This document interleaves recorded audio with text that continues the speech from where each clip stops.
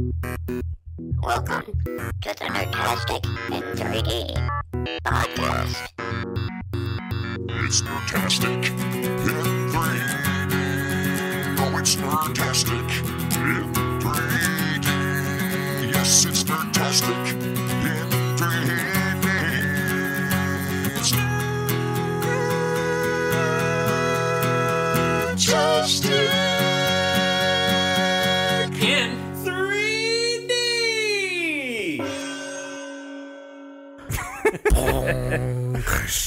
Ladies and gentlemen, good evening and welcome to Nerdtastic in 3D. I am Jason Carter. If you are joining us for the very first time, we are a group of animation, visual effects, Hollywood industry type people talking about anything and everything that we can think of that's nerdy. I work for Disney Animation, and the Nerdtastic crew is composed of... Josh LeBras. Josh, what do you do for a living? I am a layout artist at DreamWorks Animation. And? Adam McFarlane, Adam, what do you do for a living? unemployed producer on Top Gear. Wow. I like it. Exactly. Laying it all out on the table there. Laying all those cards out. That's top So if tier. anybody is hiring until middle of Do March, you have car I experience? am, available. Minimal work. I don't want to work that hard. Yeah. Do you work with your shirt off? I want that job. God, yes. Can you? Yeah. I need some floors that need scrubbing. All right. Yeah. My car needs a washing. I wash it mostly just with my chest. I imagine that'd be a good story if you could get a producer on Top Gear to wash your car. Hey, that's how everybody's got to start somewhere. We're missing someone. Jack Eckler That's leads not who we're missing. crowds artist. No, I'm him. We are missing, however, Sean Fennell, who is a crowd supervisor at DreamWorks. Let's just talk about him. Like, let's say things that we've Exactly. wanted to say about him for a while now. And we Anybody find that he's just very creepy? couldn't. Yeah. I mean, he's always lurking. I was going to kinda go the has other that- way. I'm really attracted to him. Yeah. I've been scared to say that for a long time. Jack, we've But been now it noticing feels you've been safe. attracted to creepers for quite some time now. Exactly. I've woken up in cold sweats thinking about him, so. That's different. You know, we both go two ways. yeah. What's both- the you difference both between go both waking up ways? in a cold sweat and waking up in a hot sweat? Touche. Cold sweat is a nightmare.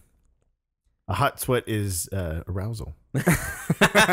Both involve cleanup. Exactly. Either way, you're messy. On that note, Yeah, both involved. Bang, splooge. this last weekend Splooge. was Super Bowl weekend. Yay. And Adam, you were up in my neck of the woods visiting, hanging out, and we had a little adventure. You want to tell us a little bit about that? Ooh, tell us the story, because I haven't heard this I live yet. in those woods. We didn't call you. I didn't call you when I went up there, Jack. I didn't call once. He doesn't like you. Anyway, That Jason doesn't like. I think Adam likes me. I do. Actually, I'm a fan. So anyway, Jason and I were out. We went to Best Buy. He was looking for a wireless mouse and keyboard for his Mac Mini. Which, by the way, quick interjection, the Logitech wireless setup is pretty slick. They have, I didn't know this, they have all kinds of mice and keyboards and then these tiny, tiny little USB Dongles. dongles. The little dongles. But then the interesting part is you can connect up to 6 devices to one single dongle. Correct. What 6 devices would you connect? Can you name 6 devices that you would want to 4 connect? mice and a keyboard. That's only 5. I like everyone in my family, plus my dog. I'm to pretty have sure I saw them mouse. at the Palladium last weekend, and they are amazing. 4 mice and a dog. 4 mice and a keyboard. Loved them. That sounds like a good band. They're a dubstep It's group. 4 mices and a keyboard, actually. Anyway, so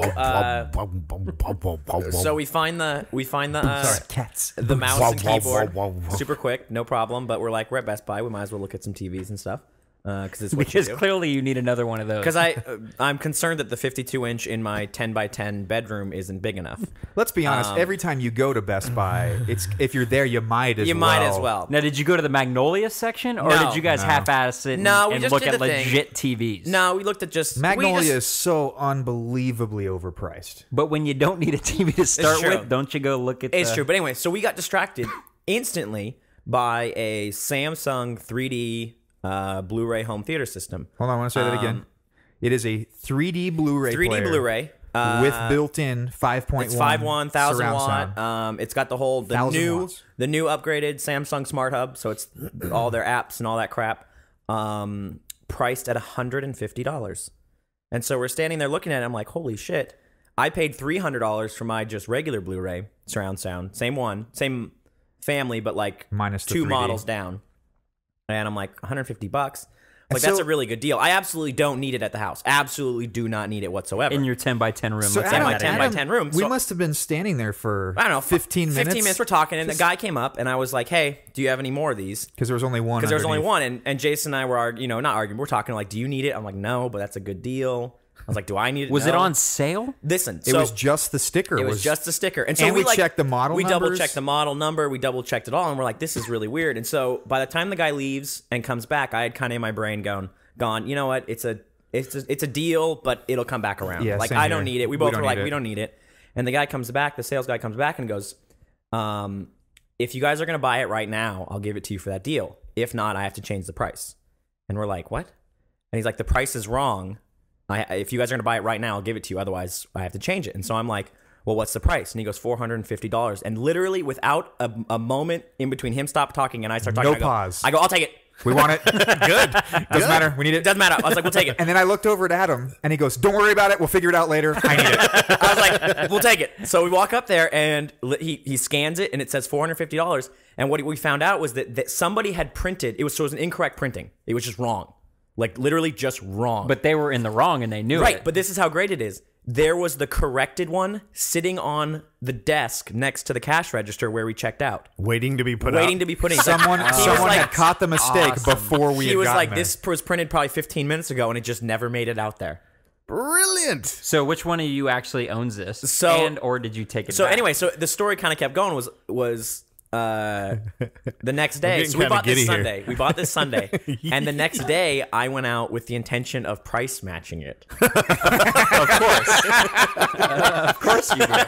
because Adam's a good guy. He felt that we chose that Adam was going to keep it, and he said, "Well, let's see if we can get this deal again, so we could both have one." Yeah. Well, and then in all honesty, I was like, I will buy however many are in stock. Right. Like if I found out that this Best Buy had 10, I was like, I will take them all.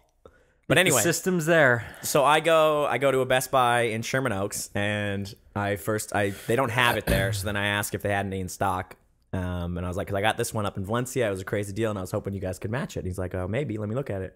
So I showed him the receipt. It's all legit. It says $450, $300 discount, $150. Oh, does it really say negative like $300? It says $300 discount. Oh my god. And so the guy was like, "What's this $300 discount?" I was like, and I didn't want to lie to him, but I didn't want to say, "Well, they screwed up." I was like, "I don't know. It may have just been kind of a deal. It was on the card. Can you match it?" And he's like, "Well, let me look." He looked online. He's like, "The best we can do is match online," and the online was like $350 or something like that. Right. So I'm like, "Yeah, I don't want it for $350. I really want it for $150." I want it for what's on my receipt. Yeah, and he's like, I don't know how you got that deal, but that's a fantastic deal. Congratulations. And I was like, no, I appreciate it. Thank you. So then I went to Fry's to see if they would price match it. Fries all. Well, so what Fry's does is kind of the same kind of thing. Is he calls over to Best Buy to see what their current price is, and so their current price there was $450. So he's like, we can't do it. I don't know how you got that deal, but You congratulations. showed him the receipt. as well. Showed him the receipt and everything. He's You like, have holy to. shit. He was like, both of them were like, what? How? I was like, did you know somebody? Was it an open box? I was like, no, it was brand new. Didn't know anybody. It was literally sitting there. So then I go to another Best Buy in Woodland Hills because they actually had some in stock, and I thought maybe that would be different. And so I get there, and he's got like 3 or 4 in stock. How do you price match the same store? If you're going from Well, Best I Buy was to like- Best Buy, well, going I like, was this like- Best Buy gave it to me for Well, that's $10. why I thought. Exactly. That's why I thought Exactly Best Buy would honor it because I was like, I got this at Best Buy. They didn't have. I wanted more. I was like, for this price, I'll put one anywhere I have a TV. That's why And not? I told him, I was like, for this price, I will put one wherever there's a TV. And he's like, I would too. But anyway, so Woodland Hills goes. The guy looks at her. She's like, yeah, I think we can do this. Ooh. And I'm like, oh God, yes, that's fantastic. And we get up, and he goes through. He calls over his manager, and his manager's like, I don't know how this happened. And the whole time, I'm like, damn it. But you're like, this is a receipt. I was like, this is a receipt. I bought it for this. Yeah, and he's you like, should honor. And they go, we can honor the current price. We can't honor a mistake.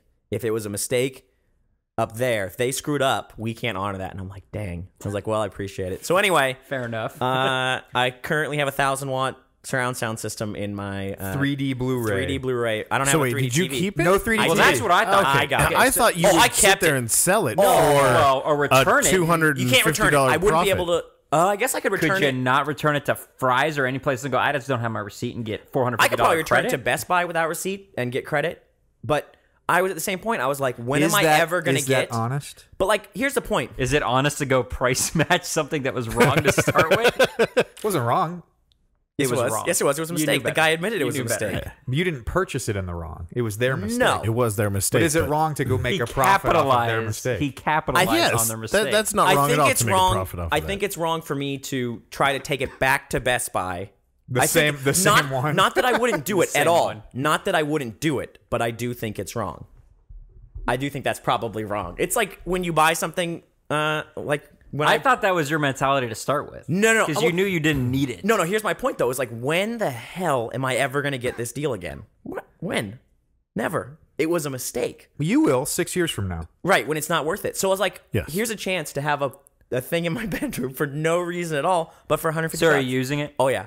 I installed Plex on it. It's freaking fantastic. Did Plex work on it? Oh yeah, like a charm. Nice. It's fantastic. Nice. Yeah, I would have sold it. I would have taken it and then say it's $450. I would sell it for $400 and get a I thought about that, but like, Get a what? money. eh, If it's something you don't need, if it's like this Blu-ray player is doing the job, it's here, blah blah. I have a PS3 and it's doing this and doing the job and stuff. here's my thought though. It was. I mean, legitimately, the plus was having Plex in my room. Okay. I'll give you that. That was huge, and But you could have gotten that with a $70 Samsung Blu-ray. not player. necessarily. It's got to be there. It's got to have Smart Hub, and they don't all have Smart Hub. Yours currently is having some issues just even typing in passwords on your Blu-ray, your Samsung. Typing in anything. Yeah, but that's that aside. But it really was. It was one of those things where it's like, I got something at such a great deal that I would never. It's like when you get a gift that you would never buy for yourself, but you might as well keep it because when am I ever going to get this again? Usually when I do that, though, Here's- it's something I don't have. I didn't have a surround sound in my bedroom. Touche. Touche. Is your TV 3D capable? Not yet. This is the most hilarious part. And- is and- neither one of us had a 3D TV, Yeah. nor did we either one of us think about really buying one. It's Oh, just God, like, no, nah. it's just an incredible deal. And I figure, you know what? There's going to be. I'll probably move in the next little bit and hopefully get another room. It may. You have it'll two be living rooms. Yeah, I might need to have side by side TVs with side by side surround sound. What if I want to?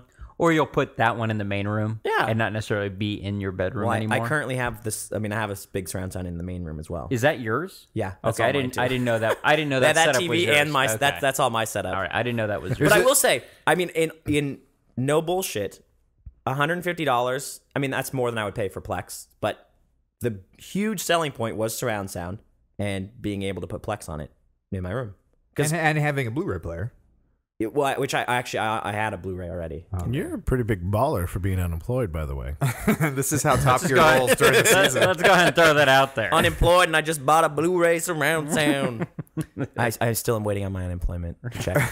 to cover. So if to anybody cover my from purchases. if anybody from EDD is listening to this, The 26 people. Adam McFarlane, just give me a call. I'd love to sort that out.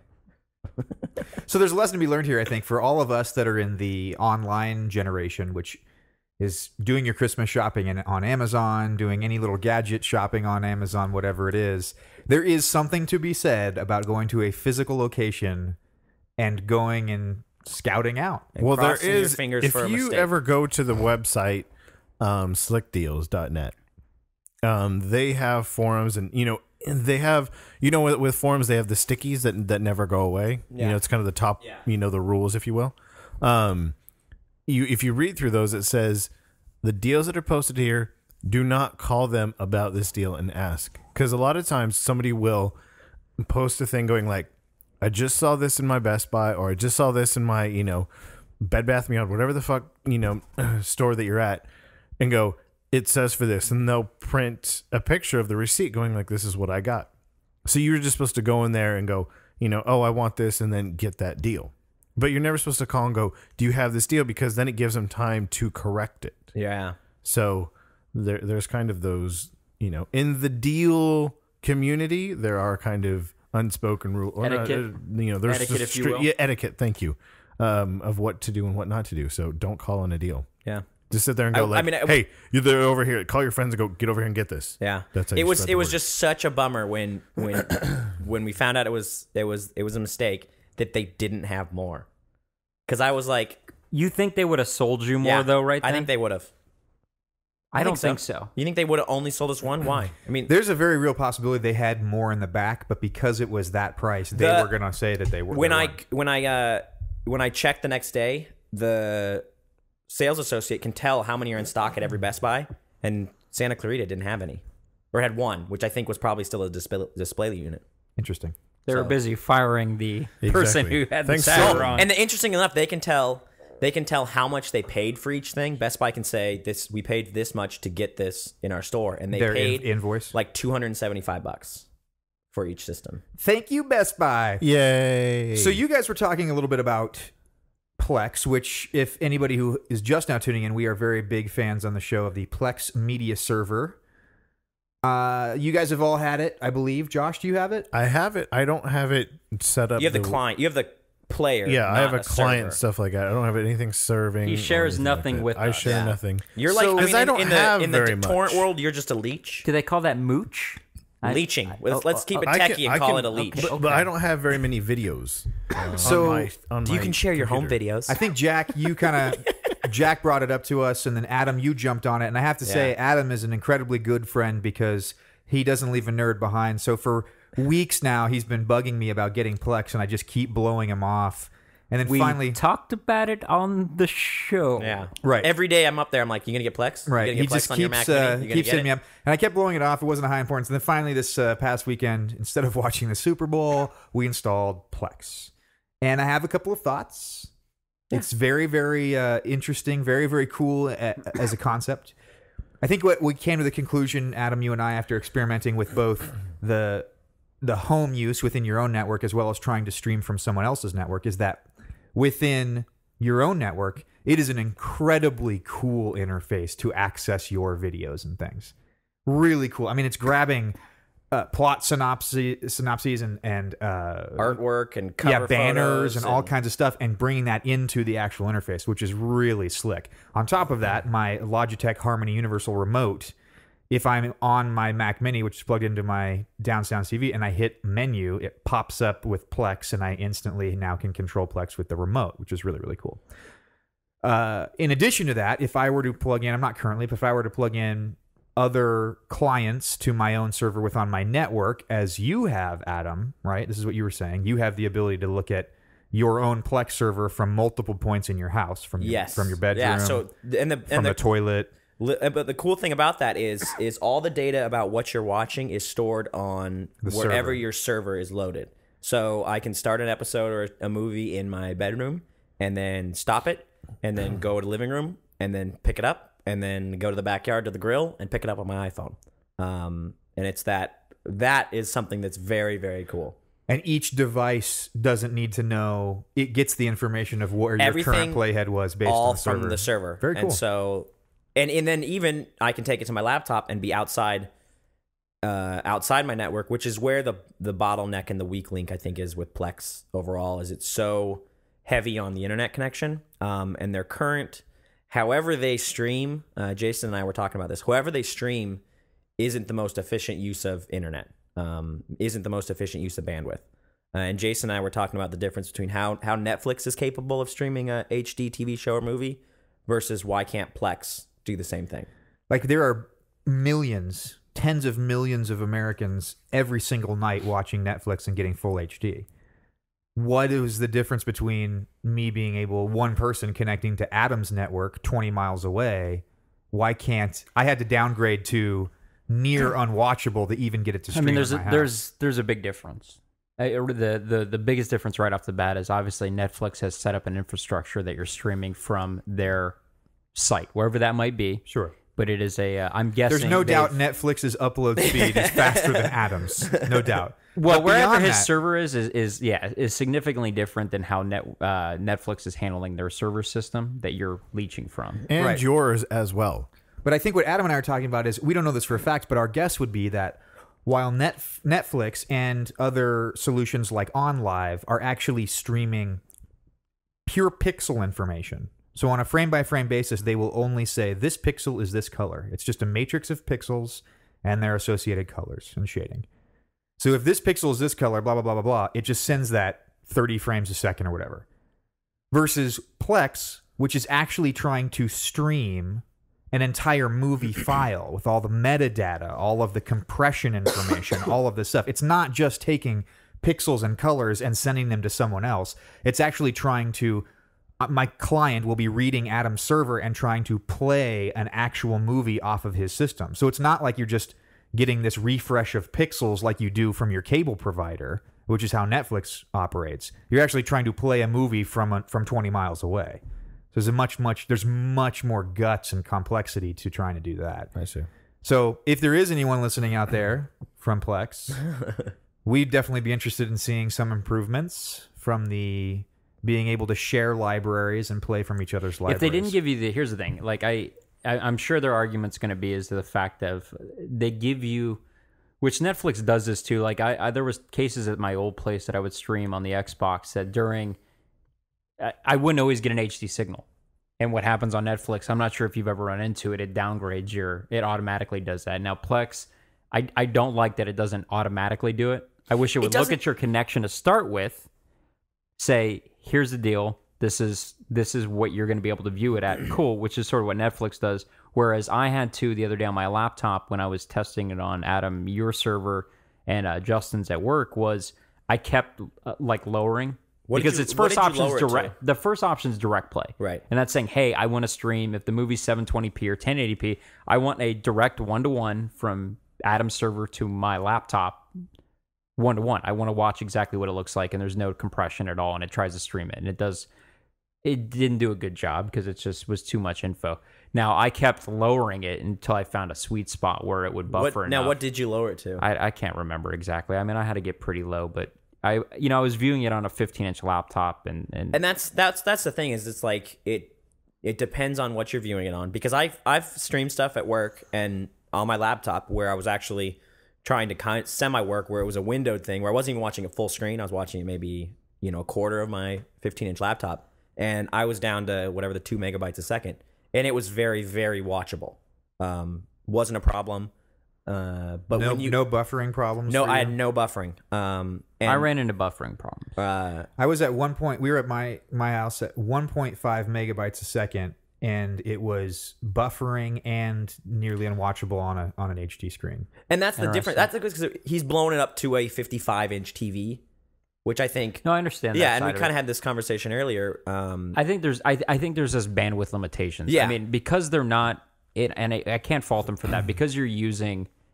It's your two. There's your two, like what his server specs on his machine. If it's that was my other question. Is that a your internet connection at your house? If it's shitty at a second during the day, or if Alex is in the other room downloading something, that's going to affect your connect. There's so many things that go into play. But I use it at work for mostly right now. I'm using it for music, because that's something else you can set up on there. It's just another. You're folder also of on music. the Wi-Fi at work too. You're not hardwired into it. Yeah, it's on so Wi-Fi. You're going off the Wi-Fi, which yeah. at work is spotty a lot of times as well. The music though, music I haven't had a problem at all, and I actually love using it for that.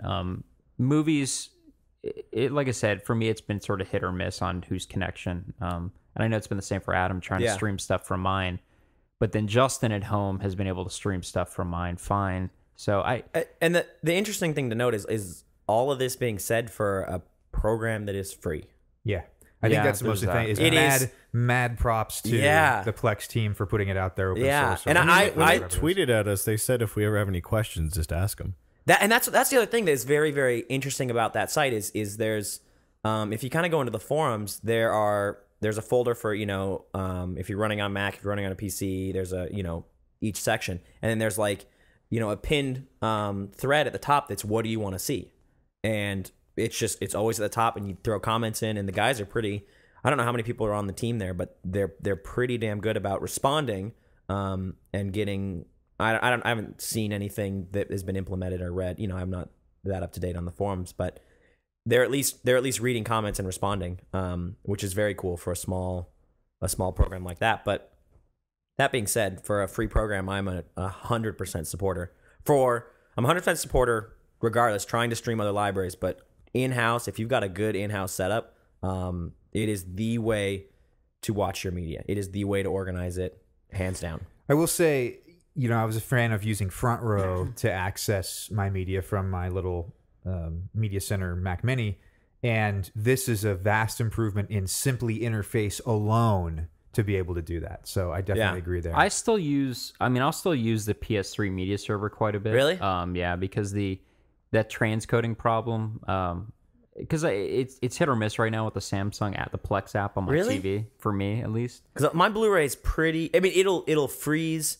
The only time it'll freeze is if I try to load, and it could be my Blu-ray, my older Blu-ray, like transcoding like 720 MKVs. That's when it'll sometimes bug. But there's nothing fancy about the PS3 media server, right? You And it turn on doesn't the give you PS3, any information. It's just you the turn file on the name. PS3 and it's a file browser, but it plays back everything. Yeah. and even big files that I couldn't normally do. So So Jack, we missed you yesterday. Adam and Josh and I had a really interesting opportunity. Got a call from some friends at Disney Mobile. Currently in a meeting. Currently working on a game called Where's My Water, which I hope to maybe get those guys in here to kind of talk about the game. But there's an upcoming level pack that hasn't been released yet, and they hit us up and asked us to come do a little play testing and kind of give them our thoughts. I had not played that before. Just FYI, I had I had not actually done seen it though. At least There were a lot of curses coming from your corner of the room there, Josh. I'm not going to lie. There's a lot of curses. There in were some general. very frustrating moments for the fact of What's the white stuff? That's Steam, Josh. No, that's Steam. I said, "Oh, there's white stuff. What's that?" And then I figured that part out. But what was confusing is that I didn't know you can move. There would be fans that are along like these kind of track things. I didn't know those were tracks to begin with. So I didn't know that you could move these things. So I'm trying to do everything just guerrilla style and just trying to get it without any movement of the fans, which clearly did not FYI, work. the age on this game is 2 and up. So much like just saying that. 2 and up minus Josh. much like Fruit Ninja, you swipe, right? I mean, It is nothing like Fruit Ninja. Slice? Nothing at all like Fruit Ninja. It's you slice the water. You want to okay. slice the All water. right, fair enough. You chop the water. You can equivalent. Okay, also like to think about it. Do you remember like, Dig Dug? Yes. It's nothing like that either. Nothing. Well, So say like in Angry Birds, like you know how there's the little blue birds where like you can tap it and they go into 3. They spread into 3. I hate Angry Birds. Now that's something that would be beneficial information when you're playing. Now, if you didn't know that, you're just like, there's this little bird and I can't get it all. How is people doing it? That was me. Yeah. I will say he did come into a game that this was like up level pack 6, Something like that. Yeah, it's up where there. each level they introduce a new like physic, like a. I was on the heel. new I was game mechanic. on the heels of everybody. I was Yeah. on the same time Adam was. I was on the same level, and then you he weren't just passed you weren't me. try ducking. You weren't try. I wasn't try ducking apparently.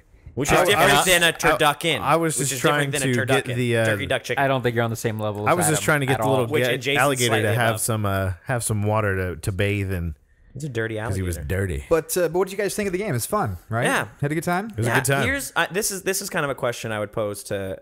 I mean, we all have smartphones and we buy apps, and the 99 cents is an interesting, value point where you're like It's a buck. it's a buck. You're like, it's $1. It doesn't matter. I don't really buy apps.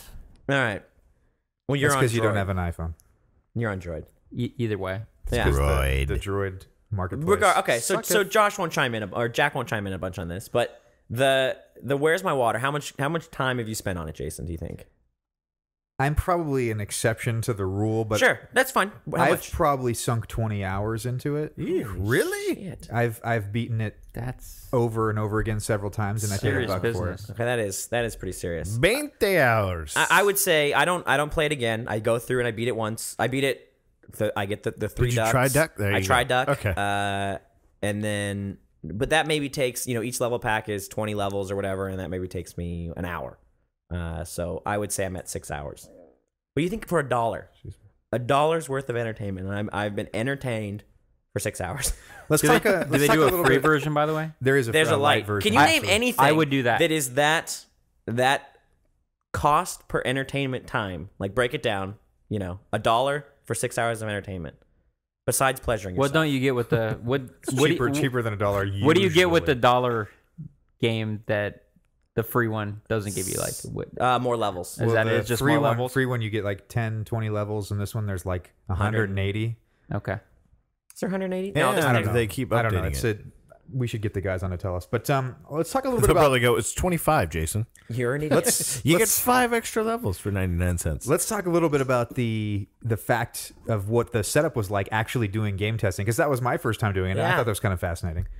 We strolled up to the Disney Mobile building, and on the front door was a large white piece of paper that said playtesting around the corner. And we walk up to some large metal doors, and they let us in, and we go into the room. And what I thought was most interesting is there's little stations all around, each with 2 monitors, and then not a webcam. What would you describe it? Like a security It looks cam. like it's remote. And it's like on, you can remote control it. and it's on the, it looks like it would move around, and it's on the wall. I didn't think they were aimed looking right at us at at that the- time. It looked for that. right at my junk. It's aimed right at the seat that you're in. like at my junk. And then they brought out devices. This is what I thought it was is kind the of best funny. part. They brought devices from the employees. They're just like, hey, we need to borrow your iPhone for a half hour. And they just got random I employees. really wanted to change the lock screen picture. Yeah, that's good. Maybe throw a password on there just to fuck with them. And then they plugged in, they had to be for Call your homies. iPhone 4Ss so that you could plug in the dock to HDMI out. So they can record it. And then in the next room were all of the game designers behind closed doors, game designers, art directors, level designers, things of that nature. And they were all watching our screen and our face at the same time. And tracking like our finger And my movement crotch. to see what we were doing. Right. I saw that camera zoom, and I'm pretty sure it was really interested in what I had going on. It needed to zoom. It couldn't. I wasn't there, and I'm interested. Wow, small dick joke. But it was an interesting setup. And then after playing for, 25 minutes, somewhere in that range, maybe, we then had a little Q&A session where Heart we to all heart. kind of sat down and kind of gave them our thoughts and talked to them a little bit. I think it was an interesting experience. It definitely is. That's the first time considering I was a game tester. That was your first game that you tested? No, that was the first game. As 'cause not that's an the thing. official paid salary Well, tester. no. Well, the thing is, when we're playing it, we're playing, like incomplete builds. We're trying to find where there are problems. Now, this was Well, I would think the fact that it's incomplete is a big problem. it's true, but you can only have so much of that. Guys, this You're game, not giving this, notes on that. This game, This it game just wasn't stopped finished, guys. suddenly. This game wasn't finished. What the hell? So with this though, these were completed levels. They were all working function. There weren't any bugs to them. I mean, there were some of the collectibles. They were like little squares as opposed to whatever the collectibles usually are. I have no idea what they are. But this was the first time I've actually done that to a kind of completed game and then given Well, they said my end of the thoughts. month is when they're hoping to have it out anyway. Yeah, and we were just trying to give Meaning, notes. Josh, that the game itself was finished, but that this was an update. So you've never done game testing on like an update to an existing game. I mean, I have tested updates, but I mean, I'd been doing it, the game all the way before, and you have to, because with testing a video game, and once it goes out, and then somebody finds a crash, or people will find bugs, once the game is out, and they will post them on the forums, post them to the company, and go like, this is the problems. So just with games, patches will come out, so you still have to test those patches before they come out. So Adam and I had already played the game. Josh, did you go out and purchase it right away? I have not purchased it yet. Do you think you will at some point? I think I will. Cool. I think I might. It fun. was kind of fun, and I always actually look at Deal News, and those sites, and every day they have apps for free, and it's like today only. This is I do normally that. 99 cents. So honestly, I've paid for maybe 2 apps in my entire life, but all these apps right now you could not get for free that are on my phone. The ones that are just like deals. Obviously like Pandora is free, but anyone that normally pay, all of my apps now you have to pay for them. Like I just get them at you got in at the. Yeah, I just get them at like these deal days. So Interesting. But yeah, it was fun. Fun experience. Let's shift topics real quick. Jack, Wow. you have had a bit of a philosophical week. Care to share it all? If you're referring to the fight with my wife last night, I guess you could say that's philosophical. did you want your wife to be mad at you that it's so big? Remember that from the trailer? Oh, I get it. No one. I No get one, it. Josh. No one. I'm Wow. I don't know why it's an ongoing thing, because it's not much of a debate when it is what it is, but it's a fundamental belief of how I was raised, and part of how I was raised by a father who's a police officer, was in the service, hunted, was it was okay to have a weapon or maybe even more in the house, as long as there was always a respect given to that weapon and you had an understanding about the weapon. And I was taught very young about that. So when you say weapon, were there samurai swords in your house growing up? God, I wish. I guess I should be more specific. There you go. Touche, Exactly. Jason. A gun. Give Jason no leeway because he'll go the wrong not- way with it. I'm trying to A gun. clarify for A gun. I'm trying to clarify for our listener. Exactly. We what had we're trying to talk about right we now. did have knives in the house as well, but Nuclear let's- weapons, in this case, we'll say landmines. guns. Yeah, throwing stars. we'll say guns. Airstrikes. So I was raised that way. I was also raised that it's just it could be a form of protection in your home in case somebody was in your home and wanting to do harm to you. With that said, and I knew this getting into the relationship and whatnot, my wife has a very strong belief against weapons or a gun in the house. And but that in my head doesn't mean I have to change my belief, because I don't. I feel like you should be allowed to have a gun if you want a gun in your house, with the proper training and know how to use that, not just go out and buy one and keep it in a drawer and hope that your kids just don't open the drawer and find it. That's Can you unresponsible. Responsible. Can you speak- Irresponsible? Is that the word you're looking Yeah. for? Irregardless. Can you Yes. speak at all, Jack, to the level of respect that you were taught towards firearms? How An did your insane dad? amount. How An did your insane dad amount. raise you with a gun in the house? One, with the potential of what it could do, obviously, how it takes a life.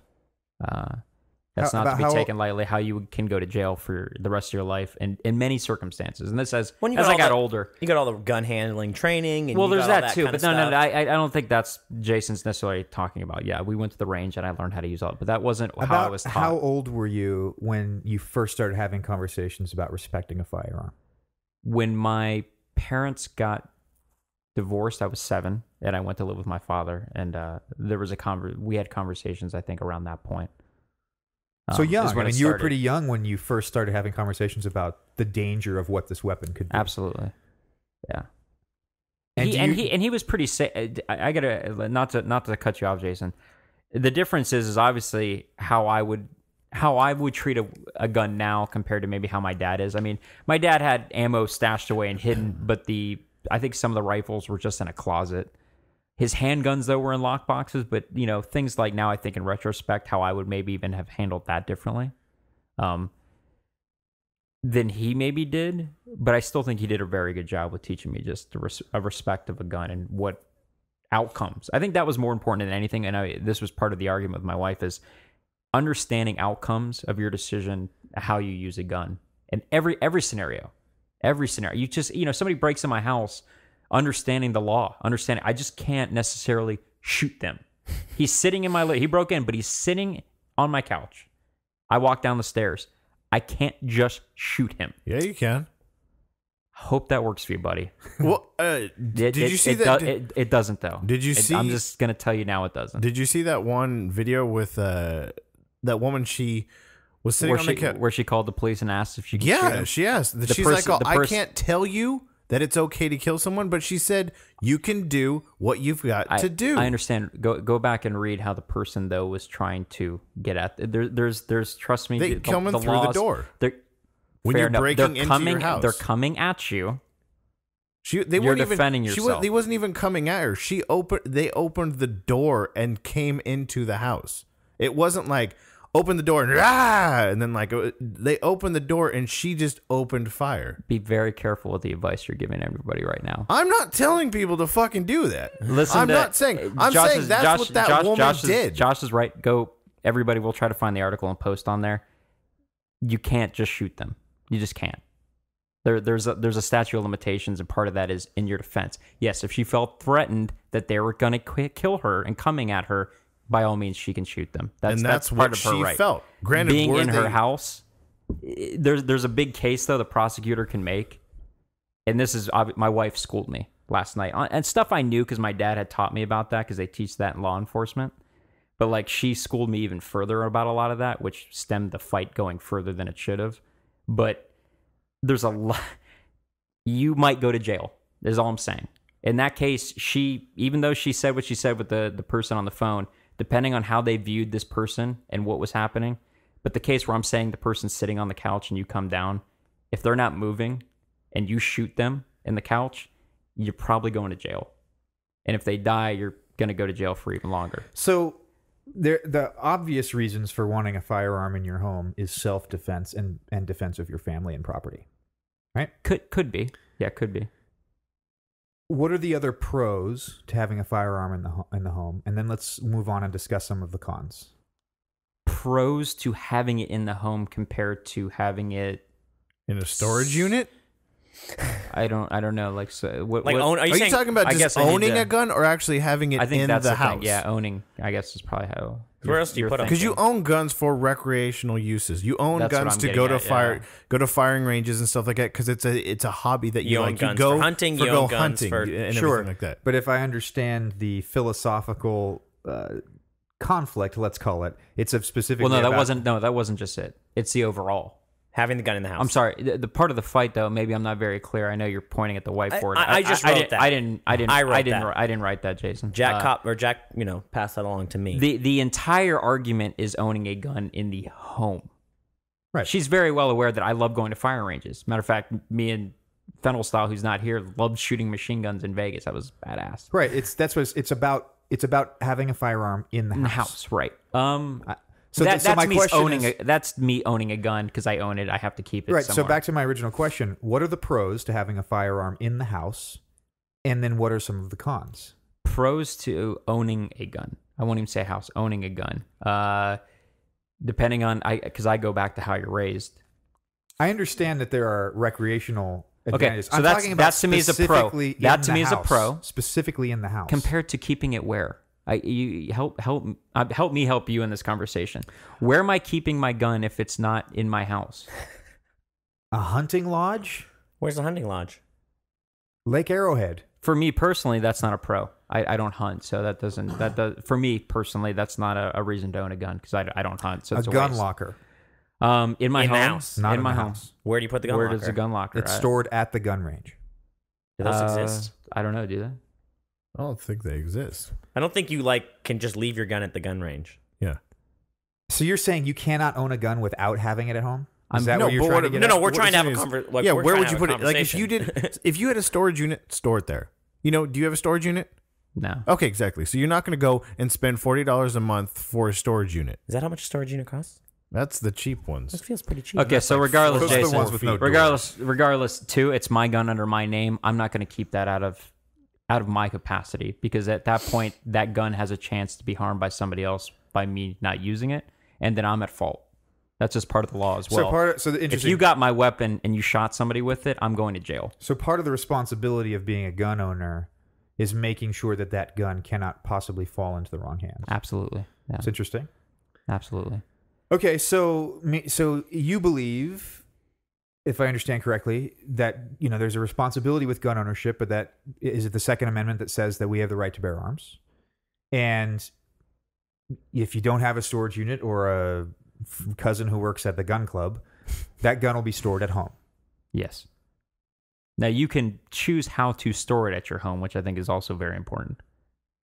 And also a Speak big to that. debate. Speak Now, to that. There's a responsibility level There's a there. huge responsibility, and I think, and I got to be honest, I've seen the gambit. My growing up as a kid, I'll say a good story was this. I was 12. Sorry, Mom, if you're listening, but my mom, growing up and living in Key West, had some kind of shady friends, but I was close with growing up, and I looked up to, but were pretty shady in what they did. And I remember being at one of the houses, and I had dropped something out of my pocket in between the seat of the couch I was sitting at right that moment, and realized that there was a 45 in between the cushions. And the joke went further because I was a kid at 13 and was like, what the hell? But I had also been shooting for years and just was more surprised, like, why is there a loaded gun in the But then I also realized there was one in the silverware drawer. And there was one on that falls under the very irresponsible list, and there's a problem there, and that's a problem I don't want to be around. The way I would choose to have a gun and the way my dad chose to have a gun was, one, obviously never loaded in the house. Two, always behind a lockbox of some sort or in a gun cabinet that's locked all the time. That it takes more... It takes some work to make it happen. It would never be a stumble upon. It would take some work. Now, Not in the shoebox above your shoes. now the argument, in the closet. part of my wife's argument too was with that was like, well, how does that serve a purpose for home protection if you have to go get it? Well, let me tell you, in the case of that where your adrenaline's pumping and you know what you're doing with that gun that you've had in the house, you should be able to get in there and get what you need to get to protect your family. That's my feeling. But part of protecting my family is protecting my family from the gun, which my daughter, you'd never want access to. There's a huge responsibility, and I'm very well aware of that. Are there any cons to owning a gun and storing it in your house? Absolutely. Speak to those for a second. Let's go back to the first story.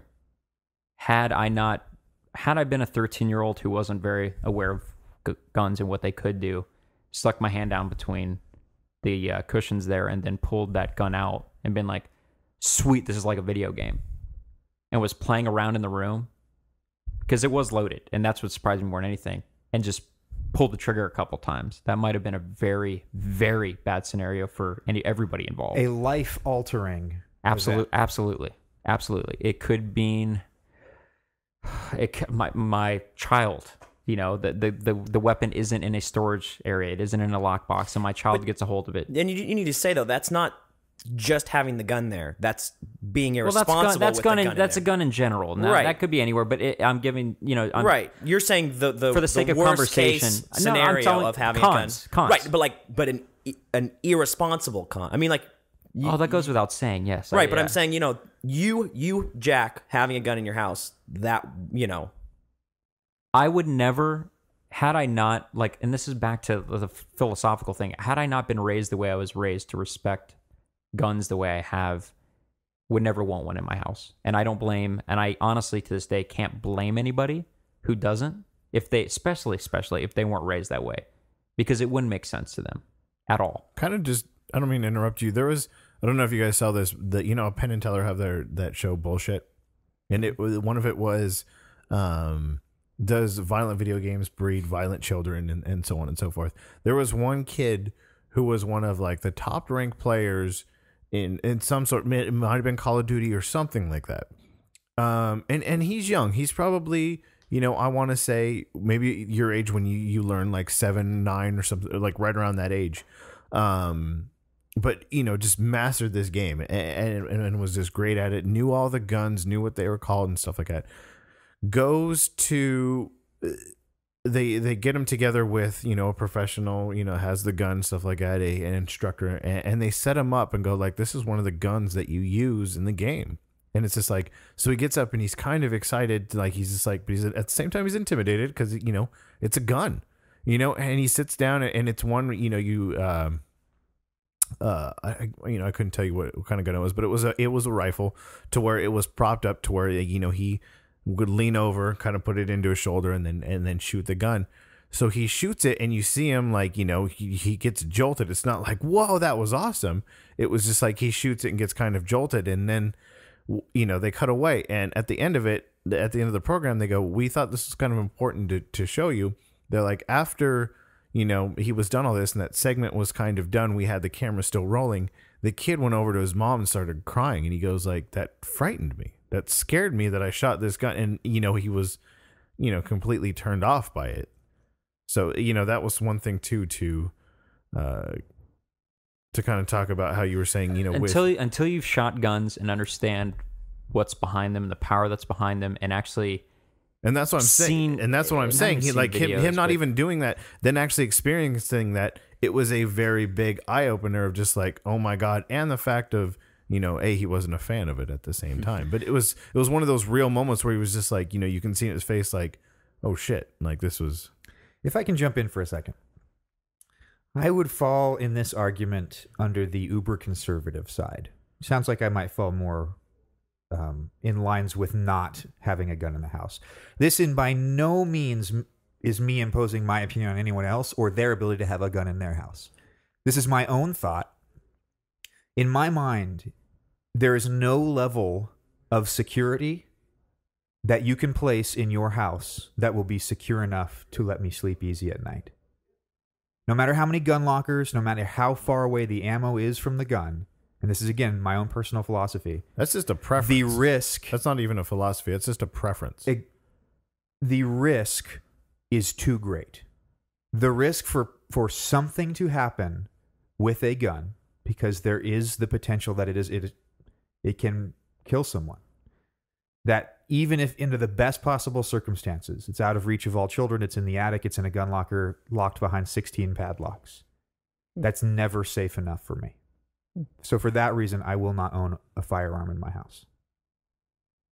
And again, to me, that is just a preference. That is not a philosophy. That's not the way things are. That is just a personal preference that you choose. Not sure preference is the I don't word know. I choose, put It that- is. but It is preference. I don't know. I put that up there with people who don't. The odds that you're talking about in that scenario, I have to research it. Actually, now you got me curious. To me, that's right up there with people who don't fly. You don't fly because there's a huge. The risk. Obviously, somebody's going to argue back that it's not high. There's a likelihood at some point you could be on a plane and it crashes, without a doubt. Sure. And to me, once again, this is opinions again.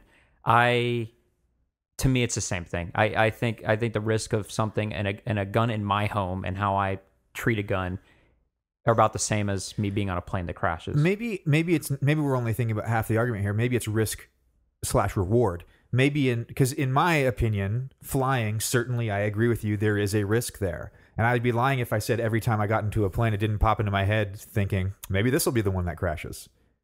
I mean, I can come up with other scenarios too. Plane's the first thing popped. No, it's a great analogy. But the reward of getting to your destination faster in a cheaper way without wasting so much of your time is, in my mind, worth that risk. And I'm with you. So to me, Yeah. let's play devil's advocate. And this was the argument with my wife last night. The argument is I come downstairs. There's a person who's broke into the home, and they're standing in my kitchen.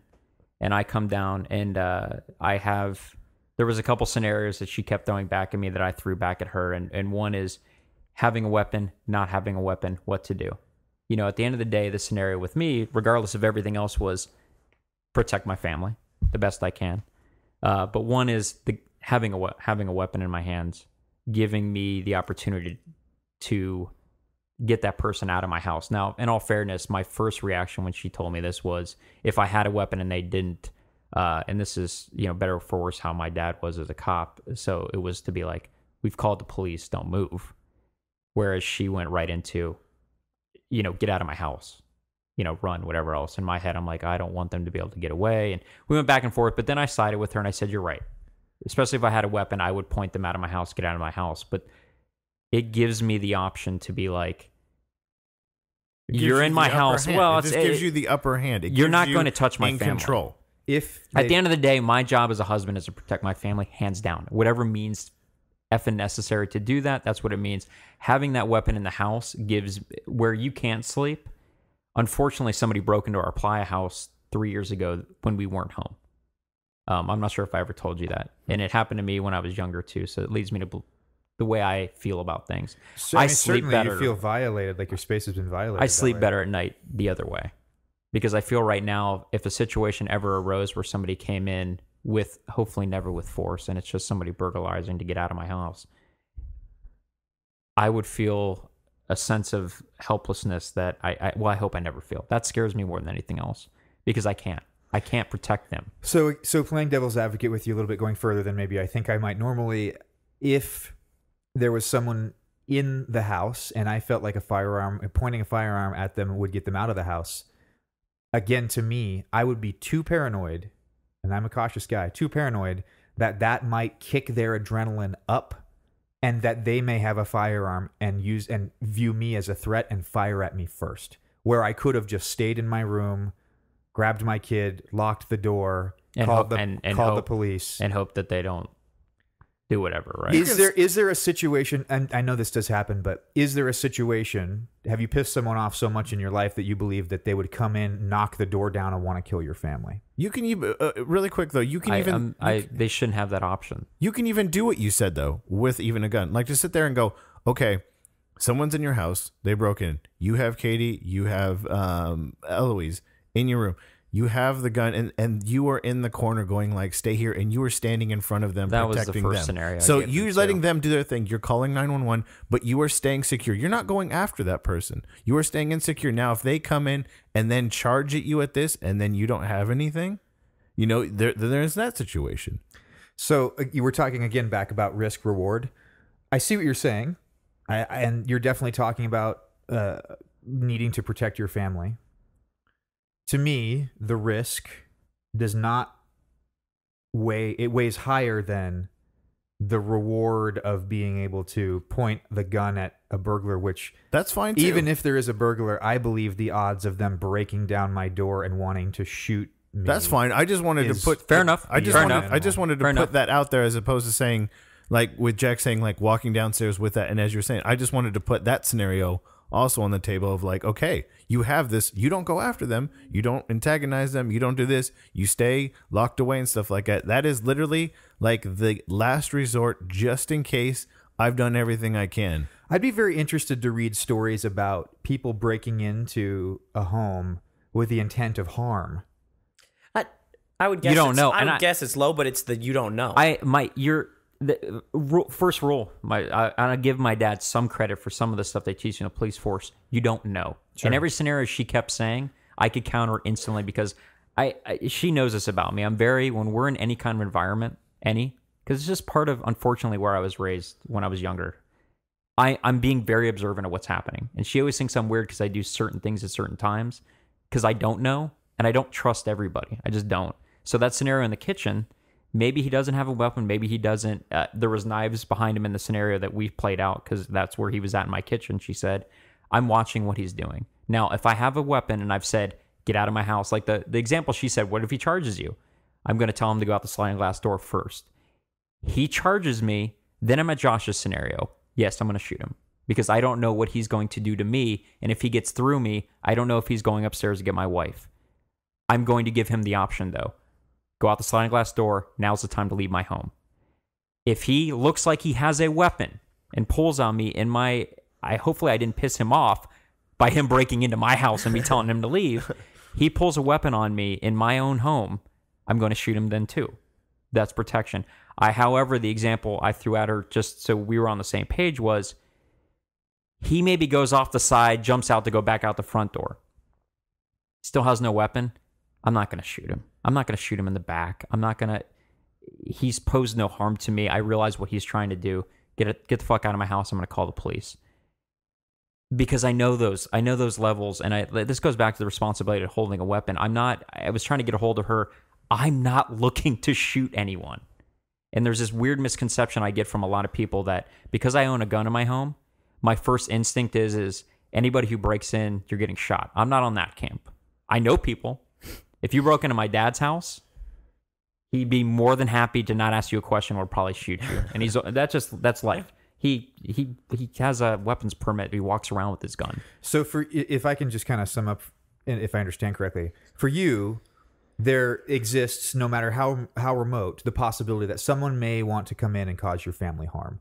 And Potentially, what this is security for you and your family.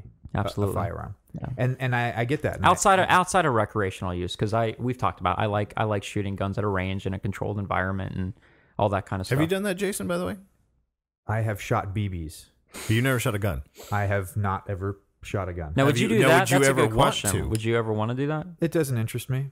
Okay. I know it might not interest you and stuff like that, but would you be opposed to it? Like if you sat there and it's like I have no moral or ethical quandary with firing a firearm. okay, I was just whatsoever. wondering like if you actually go to There are people that do have that, though. yeah, there are people that do have that. That Like believe I shooting a gun is Yeah, oh, yeah. unethical. Well, guns in general. yeah, so because they have really reviewed guns in general are bad and stuff like that, the thought of even firing one, even at a range and stuff like that, is appalling, and they refuse to do it. Here's I'm what just I wondering wanted to go. Yeah, I get what you're saying. I wanted to go super philosophical for just 1 second, which I think is that we're coming down to kind of a core way of looking at life. And no matter how remote the possibility of someone breaking in my mind, again, that I look at that as it's not worth it. Having a gun or a firearm in my house, looking at the potential risks or the stories that I've heard versus the stories I've heard of it being coming in handy. At least in my world, I want to specify that, in my stage of life and economic class, that those two, the risk is greater than the reward. And Jack, what you've pointed out, and I think you've made some really interesting arguments, is that for you, it obviously seems like the reward is much higher than the risk. And for you, there really isn't much risk because of the responsibility inherent with that you've been raised with owning a firearm. I think also a moral of the story is too, and it because every time you say reward for some reason that like it gets under my, it doesn't get under my skin. It makes me feel weird about it. There is no reward Peace of mind. ever. Okay, that's probably a better use. There's no reward ever for me having to pull out my gun loaded in my home ever. That's me cleaning it. That's me looking at it. That's me showing it to Josh. There's no reward for and that's just my feeling about it. And I was talking to my sister about this at our Geckler family Christmas, where we had weapons out, and Susie was like, "What the hell?" As we're looking at my sister's house. There's never a point ever for my gun to be loaded in my home. And if there is, that's not a reward. That's a bad scenario. It's funny, Josh, because maybe you're right, Jack. Maybe using the reward isn't the right term, but Josh, you pointed out peace of mind. It's like kind of having insurance. Jack, your peace of mind is in owning the firearm. I think so, yeah. And my peace of mind comes in not owning it. I think it's also the climate. I think I've lived my entire life in very densely populated urban areas. So part of that and how I was raised was I lived in Miami. I've lived in cities. And the unfortunate side of living in cities is things that come with being, and you said economic class. Unfortunately, I feel like being in our economic class, we become targets. And that's what I always saw growing up, that people want what they can't have. And you don't know what everybody's thinking when they're in their house. Now, I want to believe that if somebody broke into my house, it was like in Playa, they maybe were just there to steal something. Unfortunately, though, now that, I have a family and it's not just me in my home protecting myself, I can't just give them that benefit of the doubt. Now, I'm not, when they break in, looking to go shoot them, though. Let's throw this whole thing to the wind for 1 second and say, forget firearms for a second. If there was a person coming into your house, you had no idea if they had a gun or not, could you take them? Like physically? Yeah. Like in my mind, I would think that I'd be hopped up on so much adrenaline seeing this person in my house that I could bum rush them and pin them to the ground. Well, I told Susie this. I said, she goes, unless they know what they're doing. What's that? Unless they have any, training. I told her I'm taking one for the team. I'm saying in the absolute blank face, you have no idea who it is, you have no idea their background, what they're carrying. You don't think you could? No, I don't think I could. Meaning you would give benefit to the... I don't know. If I had to just... benefit to your own strength. If you had to guess right now, mass. You say some random Joe breaks we're bigger. girl breaks into your house, and you see them standing there. Could you take them down? That's Jason's question. Well, no. Susie asked me this. No. She was very serious and around about. She said the same thing to me. To give you guys a piece of mind who don't know me in person, I'm 6'4" and only 175. I'm not super skinny anymore, but I'm not fat, but I don't look very intimidating either. It was a scenario I told her, and this goes back to fundamentals of like holding a gun. I'm going to do anything I can to protect her. And if that means he has a weapon or not, you need to get out of here. And I'm going to make that clear to her and grab Dylan and go, if I can take him, awesome. If I can't take him, I'm sorry, babe. I hopefully gave you enough time to get the hell out. It's just your mind clicks into something that I need to protect them. Sure. And I know Jason, I absolutely get that. I know, Jason, you'd be the exact same way. Oh, no, absolutely. Now, I would try to grab something to help my cause. It goes back to a really, really primal thing. Let's change it completely away from the domestic lifestyle for a second. Let's say you're on a safari and a lion comes. Fucking rhinos going down. A lion. 500-pound tuna has built a land bridge and is hunting lion. Got the taste for lion. Fucking tuna. So this didn't go the way you're on a safari and a lion comes and just annihilates the Jeep that you're in. You lose that battle. And you are the only one left 9 alive. times out of 10. Are you done? Kind of. I don't know. I can't guarantee. And the lion comes and just annihilates your vehicle, and you're the only one left alive, and then the lion is chasing you down. Would you have enough adrenaline to attack that lion? Hell no. It wouldn't matter. I think that lion would just... No. Jason's a good point. At what point, though, does it trigger that he's going to catch you? And if you don't turn and just go balls to the wall, I got to see if I can do something. It's you know what I mean? There's got to be a weird thing. You're not going to outrun it. No. Fairness, you're not going to outrun it. I'd hope to try to hide or climb or a tree. Yeah, that's what I would. Eventually, fight. It's fight or flight. But eventually, flight stops, and you just are left with I either just roll Exhausted over and die, fight. or just Now, fight. here's the thing. Am I probably going to be able to kill him with my bare hands? exactly. Jay, that ain't going to happen. I'm not Now, talking about you. Can I hold him off, hopefully long enough to gouge an eye out or do something that you hear stories about? I hope so, Let's dude. just say I wouldn't charge. Okay, I'm going to run. If he catches me and I can't run anymore, then fisticuffs starts coming out here. But I'm not going to sit there and turn around and go, It's not all right, fight or man, flight. I'm gonna Amano, choose Amano, fight." let's do this, lion. Crazy fist. Hell no. Now, I might turn around. The lion Now, might go, whoa, bro. Hey, I didn't charge, but I might turn around and do the old. What's the old thing? If you're the biggest get dog on bigger? the block, I turn around and go. Row! Yeah, I And think he if you stops. and he's like, whoa. What He is might this? look at me with crazy fist, and I give him the old chewy, and he's like, "Oh hell no! What's this? What I the don't hell know." is that?" There is a small part of me that thinks that no matter what animal or person or living thing is attacking me, that I would there would be a mode in my mind that would click that I'd just start attacking. I'm not saying that. I'm not saying the outcome would be good, but I'm saying eventually you just start attacking. Sure. Hell no. would I'm say- only attacking when I'm Defending. I can't go any. Defending Yeah, when I'm yourself. defending. Yeah. You're If I'm defending. trying to escape, and like I said, he's caught me. Like I said, then I'm just gonna start like tornado of fists. Okay, I'm dude. just gonna start. Okay, who coming. wants to film Jason on a green screen Yeah, I running do. at something, and we get a Let's- fucking lion attacking him? Let's 'Cause see I'm you down. charge anything. Let's see you just stand up and go. Come on, come on. Let's go to the zoo. I'm not saying this is my personality type by any means, but Because I Which would is say, funny Jason, for you you're to very say much that. not an Who would do that? aggressive Who person. would But you know do what though? that? But you know what though? I think he's the sleeper of the crew. I think if we take him to a gun range and he fires a gun, he's gonna be like, "Well, hell," and it's just gonna be on. That's just my feeling about Let's Jason. go He's one a day at lunch. sleeper. Let's go one day at lunch. He's at a the place sleeper. right down the street. What we need to do is figure out how to trigger that fight or flight system when it's, or when he's against wanna a, see it, a though? 400-pound man. I don't know if I want to see where it.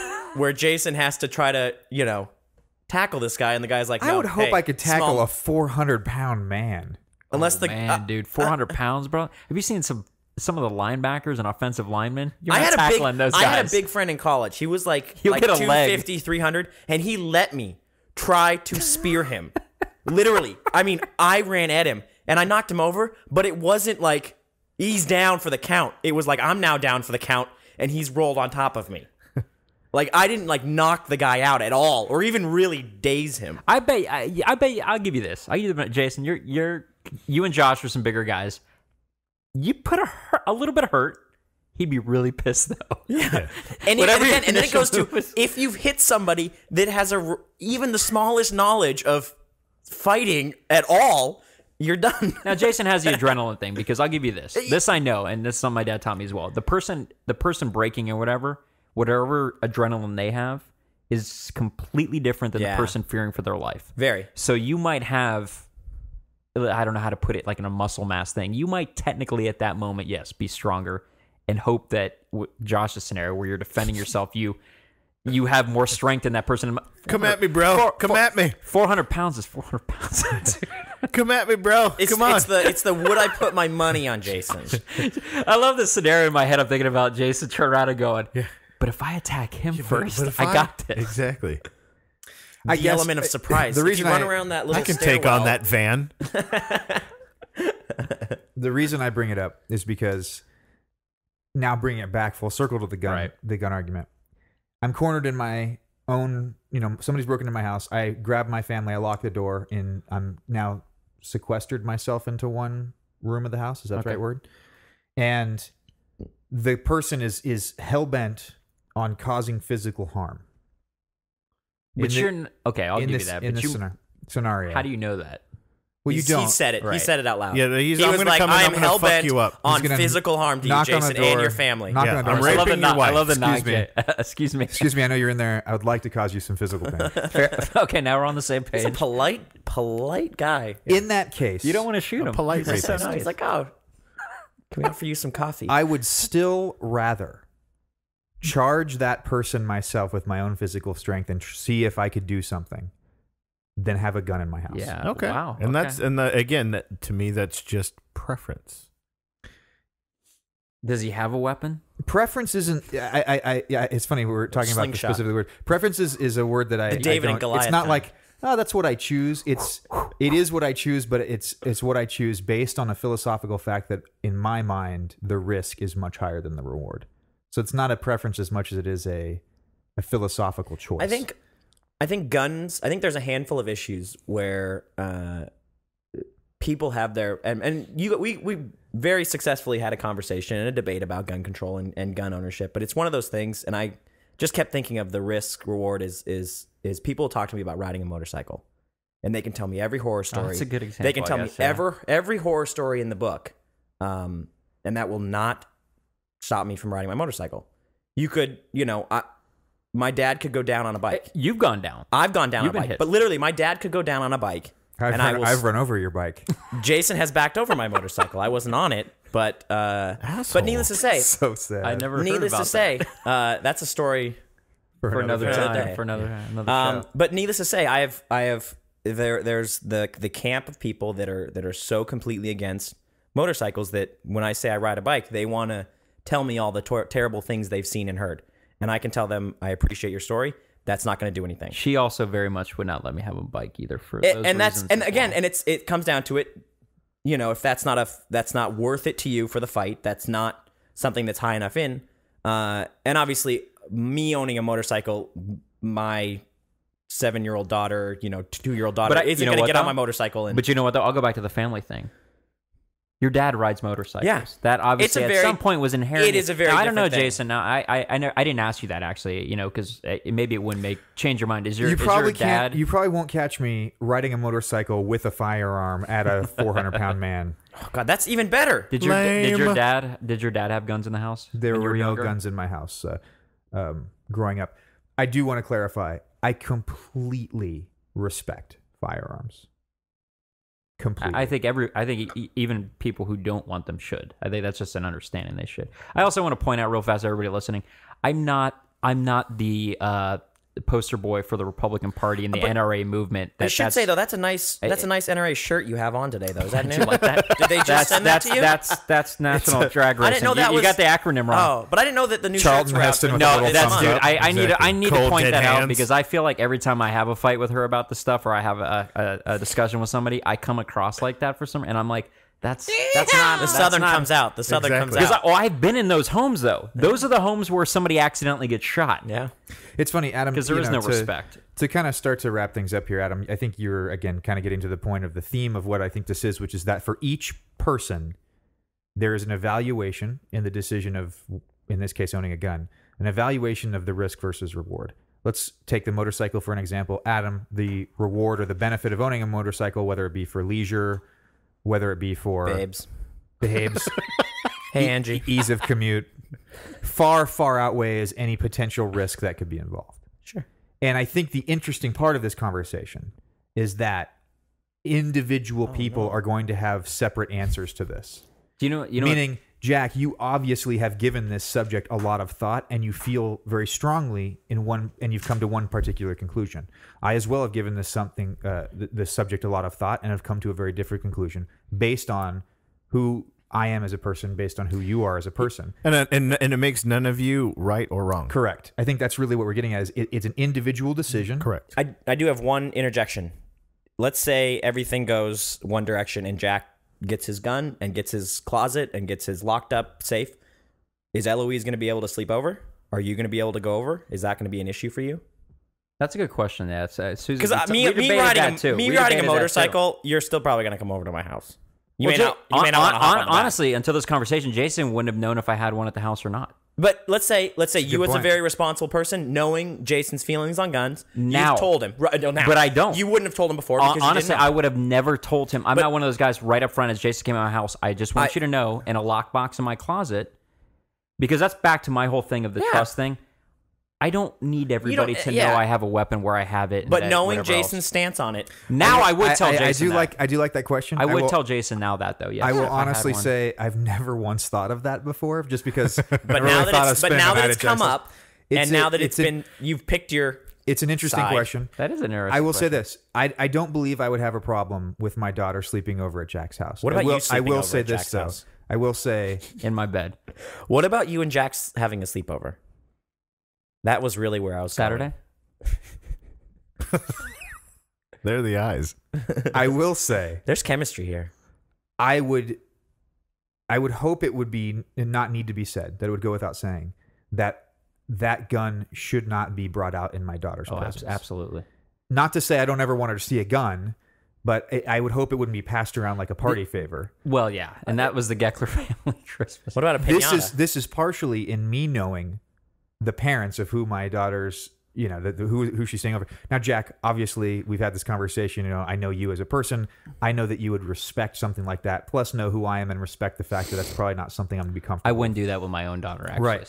So now, would I, however, you talked about your friends that kept a gun in the middle of the couch cushion. That was his mom. Would a friend of my mom, not my friend. Would I? Okay. I thought it was your mom. I was just like, dude. No. Would I let my daughter sleep over at their house? I would not. And I'm 100% with you. My daughter would not. And neither stay would there. I. But I don't have a wanna daughter. get- I don't Good have question. a kid.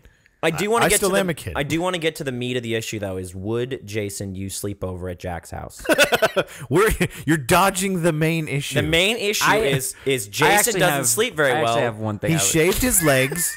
He's Wow. He's put on some. You guys had a nice dinner scented- together. Exactly. Scented candles. He's made it an evening. Soft music. Little And Kenny no one's G. expecting anything to happen, but yeah, he paid for dinner. He paid for dinner, and he expects, something You didn't to tell come me. of the night. You didn't tell me Kenny G was involved. Now I'm in. and- now about I'm in. Kenny G that You know. just ruins every possible romantic moment. I I gotta. You know what? I gotta this come nerd, by the back way? though. How is I this gotta anything come back. technical nerd Hey, I gotta come for back what to we what do? do. what Adam was saying about the motorcycle. NewGunTechnology.com. Yeah, the motorcycle analogy actually is a little bit different than I needed a second to think about it. The thing with the motorcycle is where I find the difference here is and especially with the gun, Jason, I wanted to point out was a weapon I feel like, and that's mine. That's my responsibility. I'm in control. Mm-hmm. I should always be in control of that. End of story. The thing that I love motorcycles, and I would love to have one. That has always scared me though about that. Everybody else Is that's something that I would own that's can be out of my control, and that scares me. I need to be in control. To of whatever clarify, I own. my thought on that was, it came up and it made sense, the risk reward thing. My thought was that gun ownership is kind of the same philosophy on motorcycle riding, where I can sit here and list all the reasons why you shouldn't own a gun. It's not going to change your opinion on it. You know what I mean? Like, I don't think there's an argument that I could make that you would be like, I don't still think me having a gun, me alone, nobody else, me alone having a gun in my house, I don't know if I could come up with an argument that would change your mind. I think at this point and at our stage in our lives, I think with most reasonable people, it's more of you getting to a mutual respect of each other's decision. Exactly. It's like, I respect your decision. Do I maybe agree, feel the way you do? No, but I respect your decision, and I'm not judging you. We're 6.5 years into our marriage and relationship, and the argument last night ended in the fact of it bothered her quite a bit that I have yet to change my philosophy on that, and I had to I told her how we will now learn to sidestep such conversations because I'm not going to change a fundamental belief I have on protecting my family. And I said to her, I just hope, for the love of all that's holy, even if we owned a weapon, that none of these scenarios would ever come true to any of us in this room or anybody I know. But I'm not going to change how I feel about it. That's how I feel about it. Like I said, it's just coming to a mutual respect of, I respect you, I see your point. May not agree, but perhaps I don't judge you for another it. topic for another day would be, what happens in the scenario that when two people who do live together, whether married or not, have completely opposite philosophies? You cannot, in this case, you cannot simply agree to disagree. No. One person's And that's not what- that's- comfortable having a gun in the house, and the other is only comfortable with a gun in the house. You have to, though, Jay. Actually, you said it. You have to. They're called deal That's what breakers. we did. No, we said we Wearing need a to name agree tag to because work. well, the solution was she said I can move out and go have my gun somewhere else. So in my eyes, that turned into, well, let's agree to disagree and move on. It is part of that. Well, ultimately speaking, someone, not that it's an argument, but in a scenario like that, somebody Gives. will give. And I did. Well, and I have he for gave years. that it wasn't. I'm not going to change the fact that I still think that I should. I'm not going to go out tonight and buy one. Well, and and have I- it That in doesn't house. make him who he is. And sorry, I'm not talking specifically about Jack. No. I'm talking about in an extreme where, let's say there's person A and person B, and they're roommates, and one says, I will never live with a gun in the house, and the other says, I will only live with a gun in the house. Then they And don't live together. Then But they somehow don't, these yeah. people do live together. They never. It never how works. does- how does that because that happen? works. That happens with relationships. It happens because of religion. It happens, because of Your so roommate many- constantly trying to get in bed with you. Exactly. Even family Alex, issues. you son Even of a family bitch. I know, things. right? There are. Sure, I it's can't deal with comfy. this. I can't deal with that. He's There- warm. but it won't last. It will not sit there and go, okay, you may try. It'll blow Sure. up. It'll blow up. It'll eventually. blow up and you both will split. It was not something that is meant to come into a happy union. You could have took this example I was thinking about. When Adam came to live with you and Katie, if you knew Adam had a gun, would you have let Adam come live with you? Sure, but he would have had to leave his gum somewhere else. What about like on the front step? It's not in your house. In the fake rock where the key goes, the spare Fantastic. key, there's the gun. Here's what I want to say. That's interesting. And this is before Louise. You just would have made it clear to him 'Cause that's his You can home. live with us, but you are not allowed to bring that into the house.